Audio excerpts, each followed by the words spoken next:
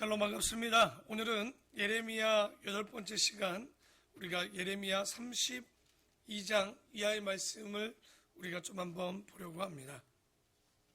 이제 예레미야도요, 이번 주면 거의 마무리가 되지 않을까, 길면 한 번 정도 더 하지 않을까 싶은데요. 오늘 예레미야 32장까지 이야기들을 이제 보게 되면 예레미야가 참 어려웠을 것입니다. 왜냐하면 아무리 바벨론이 와서 침공하고 그리고 바벨론에게 항복하는 자가 살고 그러지 않는 자들은 칼과 기근과 또 전염병으로 죽게 된다고 얘기하지만 누가 그걸 믿을 수 있겠습니까?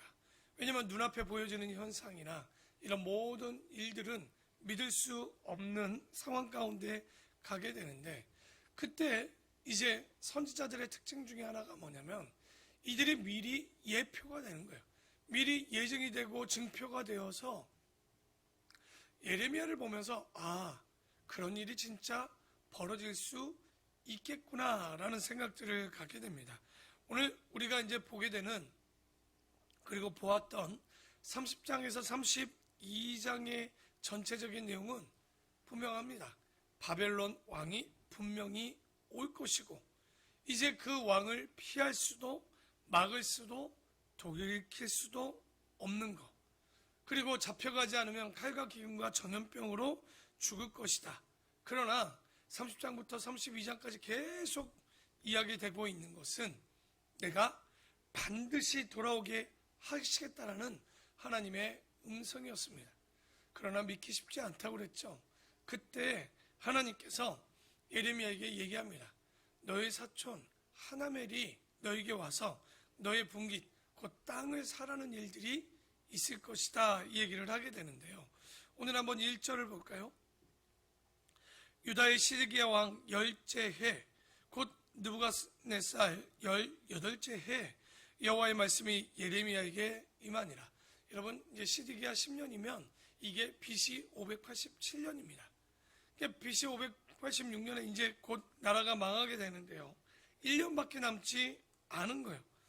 그래서 이제 나라 망하기 1년 전에 그때 바벨론 군대는 예루살렘을 에워싸고 선지자 예레미야는 유다의 왕궁 궁중에 있는 시대들에 갇혀 있는 상황이 되게 됩니다. 그러니까 지금 예레미야가 바벨론에게 항복하는 길이 사는 길이라고 얘기하니 시드기야 왕은 그 말에 소망도 희망도 없는 거예요. 그러니까 그를 감옥에 가둬놔 버리는데, 그때 하나님께서 예레미야 사촌 하나멜을 보내서 그 밭을 사라고 합니다. 얼마에 사냐? 은 17세겔을 주고 사게 됩니다. 그게 돈 많은 돈 2만 원은 아닙니다. 1세겔이 성인 남자의 4일치라고 보면 1세겔이 40만 원 정도라고 볼 수 있지 않겠습니까? 적어도 700만 원 이상의 돈을 가지고 땅을 사게 되는데, 14절에 만군의 여호와 이스라엘의 하나님께서 이와 같이 말씀하시기를 너는 이 증서 곧 봉인하고 봉인하지 않은 매매 증서를 가지고 토기에 담아 오랫동안 보존하게 하라. 만군의 여호와 이스라엘 하나님께서 이와 같이 말씀하시니라. 사람이 이 땅에서 집과 밭과 포도원을 다시 사게 되리라 하셨다 하리라. 여러분, 나라가 완전히 망하면 땅은 의미가 없습니다. 근데 그 땅을 사라는 것은 하나님이 약속하신 것처럼 분명히 다시 돌아오게 될 수 있다는 거예요. 그러니까 그것의 예표가 되도록 예레미야 보고 먼저 땅을 사라고 하죠. 그러니까 43절에 이럽니다. 너희가 말하기를 황폐하여 사람이 짐승이 없으며 갈대아인의 손에 넘겨받았다 하는 이 땅에서 이제 예레미야뿐만 아니라 누가? 사람들이 밭을 사기 시작합니다. 베냐민 땅과 예루살렘 사방과 유다 성읍들과 산지의 성읍들과 저지대의 성읍들과 네겝의 성읍들에 있는 밭을 은으로 사고 증서를 기록하여 봉인하고 증인을 세우리니 이는 내가 그들의 포로를 돌아오게 함이라 여호와의 말씀이니라.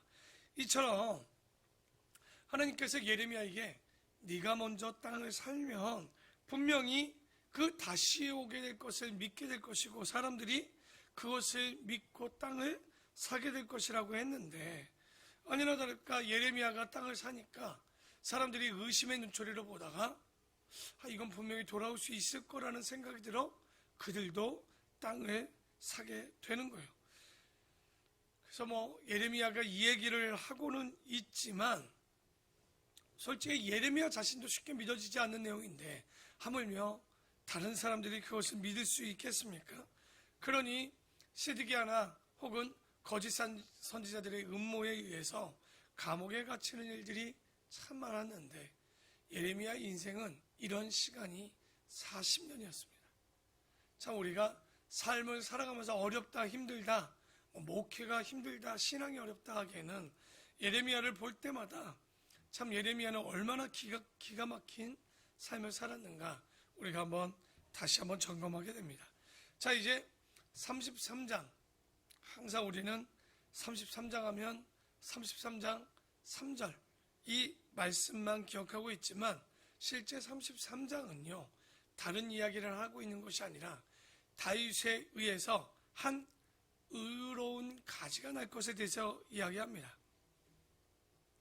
여러분, 지금 예레미야가 지금까지 깨닫게 되는 거, 뭘 깨닫습니까? 예루살렘이 망한다는 거. 다른 사람들은 모르는데요, 예레미야만 아는 비밀입니다. 그래서 예수 믿는 사람들은요, 세상 사람들이 잘 모르는 이런 이야기들이 비밀입니다. 예레미야는 알고 그 백성들은 모르는 비밀, 우리는 알고 믿지 않는 자들은 모르는 비밀이 뭐가 있겠습니까? 여러분, 알고 보면 예수님 자체가 비밀입니다.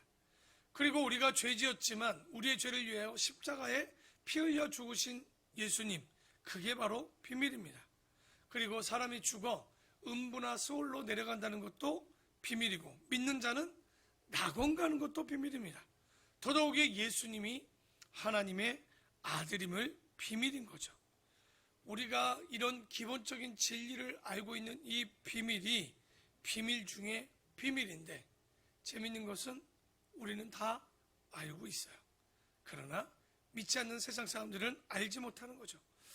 바울이 여러분 서신서를 쓰는 이유가 있습니다. 골로새서 2장 2절에 보면 이렇게 얘기합니다. 하나님의 비밀인 그리스도를 깨닫게 하려 함이라. 바울이 서신서를 쓰는 건 하나님의 비밀, 곧 누구에 대한? 그리스도에 대한 그 깨달음을 알게 하려고 서신을 썼다라고 하는 거예요. 다시 말해 하나님의 비밀은 뭐가 비밀일까요? 바로 예수 그리스도가 비밀입니다. 그래서 예수를 저주라 할 자들은 뭘 모르는 거예요? 비밀을 모르는 거고, 예수를 그리스도라 하는 사람들은 은혜의 사람이요 복 있는 사람이다. 그러나 성령이 아니고서는 예수를 뭐라 시인할 수 없다고 합니까? 주라 시인할 수 없는 거예요. 그래서 하나님의 한 비밀이 있는데 다윗의 자손 중에 한 의로운 가지가 난다는 거예요. 우리 33장 14절 봅시다. 여호와의 말씀이니라. 보라, 내가 이스라엘 집과 유다의 집에 대하여 일러준 선한 말을 성취할 날이 이르리라. 그날 그때 내가 다윗에게서 한 공의로운 가지가 나게 하리니 그가 이 땅에 정의와 공의를 실행할 것이라. 다른 말로 이게 뭡니까? 비밀입니다. 그러니까 예레미야 33장 3절에 우리에게 크고 비밀한 것들을 보여준다고 할 때 우리는 내가 기도하면 주여 삼청하면 비밀을 주는 게 아니라 다윗에 의해서 한 공의와 공평의 의로운 가지가 나게 될 것, 바로 예수 그리스도가 탄생할 것이 비밀 중에 비밀입니다. 여러분 잘 보십시오. 나라가 망하고 스룹바벨이 총독이 되고 그리고 그 뒤에 보면 다윗의 자손 예수 그리스도까지 나라는 사라진 것 같은데 잘 역사를 살펴보면 사라진 것이 아니라 예수 그리스도가 그 역사를 통해서 나타난다는 사실. 그런데 예레미야는 이 사건이 몇 년 뒤에 일어날 사건입니까? 500년 혹은 500년 뒤에 나타날 사건이겠죠. 500~600년 뒤에 일어날 사건을 예레미야도 잘 모르지만 그 비밀을 알고 이 비밀을 그들에게 전해주고 있는 거예요. 참 이 말씀들을 보면 대단한 내용들이 좀 있지 않나 저는 생각이 드는데요. 그리고 34절에 보면 4장에 보면 예레미야를 감옥에 가뒀던 마지막 왕 유다의 마지막 왕, 남북 마지막의 왕인 시드기야의 운명이 나옵니다. 시드기야는요, 두 눈이 뽑히고 자식들이 눈앞에서 죽고 여러 가지 일들을 보이지만 그 마지막에 바벨론에 끌려가게 될 것인데 4절에 보면 이렇게 예언되어집니다. 그러나 유다의 시드기야 왕이여 여호와의 말씀을 들으라. 여호와께서 너에게 대하여 이와 같이 말씀하시니라. 네가 칼에 죽지는 아니할 것이고 평안히 죽을 것이며 사람이 너보다 먼저 있은 내 조상들 곧 선왕들에게 분향하던 것 같이 네게 분향하며 너를 위하여 애통하기를 슬프다 주여 하리니 이는 내가 말하였습니다. 여호와의 말씀이니라 하시니라. 그러니까 어쨌든 간에 이 사람이 칼에 죽지는 않게 되는 것, 마지막에 선왕들이 죽어 분향받듯이 너도 받고 애정도 애도도 하고 그 정도는 있을 것이라고 마지막 시드기야의 운명이 34장에 나옵니다. 그리고 오늘 마지막 35장의 이야기를 좀 보고 오늘은 마무리를 하려고 합니다. 35장에 보면 여러분의 성경의 제목이 뭐라고 되어 있습니까? 예레미야와 레갑 사람들이다 이렇게 나와 있습니다. 오늘 35장의 이야기는 레갑의 아들 여호 나답의 유언에 대한 이야기가 나옵니다. 우리가 잘 보면 유대 땅에는요, 아브람과 이삭과 야곱의 자손만 살 것처럼 보이지만 그렇지 않습니다. 그 이스라엘 안에는 미디안 족속이 좀 함께 살고 있었는데요. 그들이 누굽니까? 바로 우리는 겐 족속이라고도 얘기를 하고 가인 족속이라고도 하는데 지금은 그들을 누구라고 부르냐? 베두인족이라고 혹시 들어봤을 거예요. 아마 중동 지방에 천막을 치고 양과 염소나 이런 것들을 끌고 다니면서 키우는 이들은요, 정확히 얘기하면 국적도 없고 국경도 없습니다. 그런데 그들을 잘 살펴보면요, 세상에 부귀, 영화, 명예, 권세 이런 것들도 별로 찾아가지 않아요. 욕심도 부리지 않습니다. 굉장한 부자가 되겠다, 성공하겠다 그런 것도 없습니다. 집도 사지 않습니다. 땅도 사지 않습니다. 그저 천막에 살면서 계속 이렇게 이동하면서 사는데, 그런데 오늘 예레미야 35장을 보면 하나님께서 그런 사람들에게 관심과 마음을 두고 있었다는 거예요. 이게 원래 34장과 35장을 비교해 보면 이 장을 정확히 이해해 볼 수 있습니다. 그러니까 35장만 봐서는 그냥 레갑 사람들에 대한 이야기다라고 보이겠지만 왜 하나님께서 이 레갑의 자손 여호나답의 자손들을 지금 지켜보고 있는가? 그것은 왜냐하면 하나님께서 이스라엘 백성들에 대한 이야기를 합니다. 이들이 모세 때부터 예레미야 때까지 한 800년, 860년이 다 돼가고 있죠. 하나님은 언약을 주고 약속하면서 제발 이렇게 살아야 되지 않겠느냐라고 이스라엘 백성들에게 얘기하지만 북왕국이 말 안 들으니까 120년 전에 이제 나라가 끝났고요. 이제 마지막 시드기야 왕 때 어느 나라가 또 망합니까? 남왕국이 바벨론에 의해서 멸망하게 되는 거예요.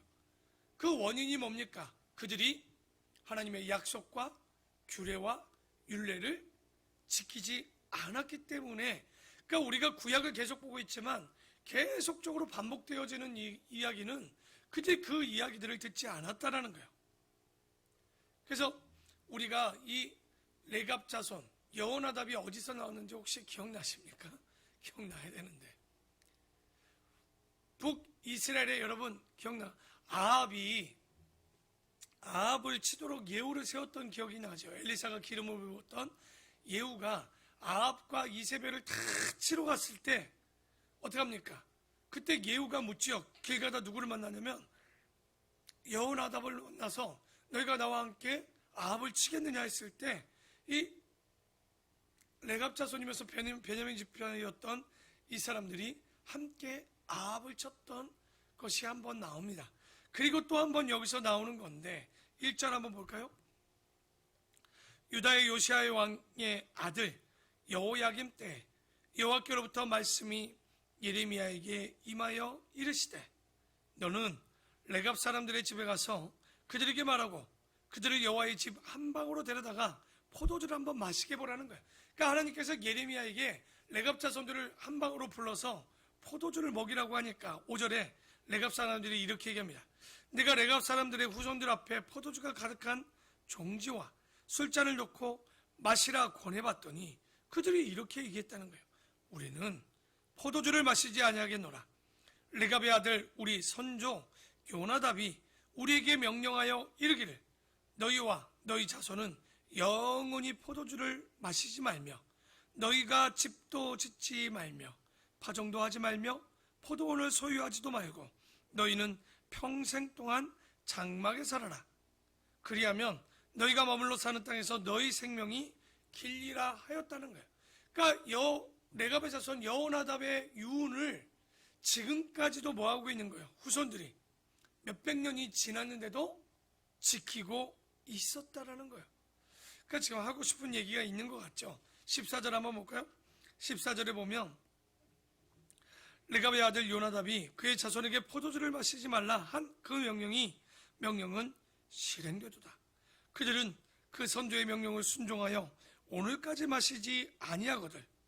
내가 너희에게 말하고 끊임없이 말하여도 너희는 내게 순종하지 아니하는도다. 내가 내 종 모든 선지자를 너희에게 보내고 끊임없이 보내며 이르기를 너희는 이제 각기 악한 길에서 돌이켜 행위를 고치고 다른 신을 따라 그를 섬기지 말라. 그리하면 너희는 내가 너희와 너희 선조에게 준 이 땅에 살리라 하여도 너희가 귀를 기울이지 아니하며 내게 순종하지 아니하였느니라. 레갑의 아들 요나답의 자손은 그의 선조가 그들에게 명령한 그 명령을 지켜 행하나 이 백성 바로 유다는 내게 순종하지 뭐 했다고요? 아니했다는 거예요. 그러니까 예레미야에게 물었던 거죠. 야, 너 여호나답의 유언에 따라 저렇게 잘 지키느냐? 예레미야야, 생각해봐라. 이스라엘 백성들은 도대체 어떻게 된 민족인데 하나님과 맺은 언약을 어떻게 이렇게 지키지 않을 수 있느냐는 거예요. 솔직히 예레미야 35장은요 하나님의 탄식입니다. 탄식. 어떻게 만유의 주인 되시는 하나님의 말씀을 들었던 유다는 하나님의 말씀을 지키지 않을 수 있느냐. 그런데 레갑의 자손 여호나답의 유언을 따르는 저 백성을 보니 하나님이 부러운 거예요. 왜? 자기는 돌아오라고, 돌아오면 살려주겠다고 선지자를 보내고 또 보냈지만 2000년이 넘도록 200년이 넘도록 이스라엘 백성들은 뭐합니까? 도대체 돌아오지 않고 믿지 않는 거예요. 우리도요, 잘 보면 하나님 앞에 믿습니다라고 얘기는 하고 있지만 잘 보십시오. 얼마나 말을 듣지 않는지. 여러분도 여러분의 입에 그런 얘기들을 많이 할 거예요. 차라리 세상 사람들이 더 착하다고, 세상 사람들이 법을 더 잘 지킨다고. 요즘도 뭐 코로나로 기독교의 민낯을 많이 보여줍니다. 세상에 주어진 법들을 그냥 어기는 거, 당연히 신앙을 지키는 거. 차라리 그러면 법적으로 싸워야 되는 거지 불법을 행해서는 되지 않는데도 불구하고 믿는 자들이 신앙이라는 이름을 가지고 불법을 행합니다. 우리가 오늘 이 말씀들을 보면서 우리는 욕심을 가지고 아웅다웅 살아가고 있는데 여기 베두인족이라는 여호나답의 유언을 받은 이 레갑 자손들은요 자기들의 조상들의 이야기를 그냥 듣고 믿고 실천하는 거예요. 그래서 우리가 하나님의 말씀을 믿지 못하는 이 욕심을 내려놓으면요 자유할 수 있습니다. 그리고 성경은 계속적으로 얘기하고 있는 게 있습니다. 너희가 여호와를 경외하는 것을 넘어 이 규례와 율례를 지키면, 레위기 27장에 뭐라고 합니까? 신명기 28장에 지키면 복이고 지키지 않으면 저주라고 그렇게 얘기했음에도 불구하고 우리는 정말 쉬지 않고 불법을 행하고 율법을 지키지 않는 거예요. 그러니 하나님께서 이 33장과 34장과 35장을 보면서요, 여러분 한번 볼까요? 34장 18절을 한번 보십시오. 34장 18절에 송아지를 둘로 쪼개고 그 두 주걱 사이로 지나매 내 앞에 언약을 맺었으나 그 말을 실행하지 아니하여 내 계약을 어긴 그들은 곧 송아지 두 조각 사이로 지난 유다 고관들과 예루살렘 고관들과 내 시들과 제사장들과 이 땅 모든 백성들을 알고 보면 그 뒤에 나오지만 그 동일한 송아지를 쪼갠 것처럼 시체로 나누어서 독수리가 와서 먹게 되는, 왜? 34장은요 이스라엘 백성들이 하나님과 송아지를 쪼개고 지났지만 언약을 지키지 않았는데 35장에는 대조적으로 뭐 하는 거예요? 이스라엘 백성은 송아지를 쪼개 피를 흘리지도 않았음에도 불구하고 그 자기들의 조상의 유언을 지키는, 그러니 하나님께서 지금 이 레갑의 자손 여호나답의 유언을 따르는 이 백성들을 지금 지켜보고 있는 거예요. 그러면서 35장에 참 희한한 이야기를 하나 하죠. 그게 뭡니까? 39절입니다. 그러므로 만군의 여호와 이스라엘의 하나님께서 이와 같이 말씀하시니라. 레갑의 아들 요나답에게서 내 앞에 설 사람이 영원히 끊어지지 아니하리라 하시니라. 그러니까 이들이 하나님을 제대로 믿는지 안 믿는지는 잘 몰랐지만 어쨌든 하나님은 그들을 보면서 너무 이뻤던 거예요. 믿음을 넘어 그들의 삶의 약속을 지키는 모습 가운데 그들이 뭐 하시겠다는 거예요? 내 앞에 설 사람이 영원히 끊이지 아니하시겠다는 거. 그래서 우리가 하나님을 믿는다고 하지만 그 약속을 지키지 않으니 하나님의 탄식이 얼마나 크게 들리는 장이 35장의 이야기입니다. 약속은 지키는 것임에도 불구하고 이스라엘 백성들은 헌식짝처럼 버려버렸습니다. 그래서 오늘 우리가 살아가는 것은 어떤 믿음으로 살아가시겠습니까? 바로 하나님이 주시는 약속, 그리고 내가 오늘 말씀을 통해서 결단하는 이 메시지를 통해서 작은 계명일지라도 어떻게 합니까? 옳다면 실천하고 하나님 앞에 언약을 지켜나가는 우리 아름다운 성도들이 되기를 부탁을 드립니다. 정말 이 말씀을 붙잡고 오늘도 내가 무엇을 위해서 사는가? 다른 거 없습니다. 이 언약과 규례와 율례를 지키면 주님은 복을 주고 싶은 거예요. 오늘 이 말씀을 지키고 순종하고 내 욕심이 아닌 하나님의 말씀을 지켜나가는 아름답고 복된, 그리고 레갑의 자손처럼 그 유언을 따르는 것처럼 우리도 주님의 언약을 지켜나가기를 주님의 이름으로 축원합니다.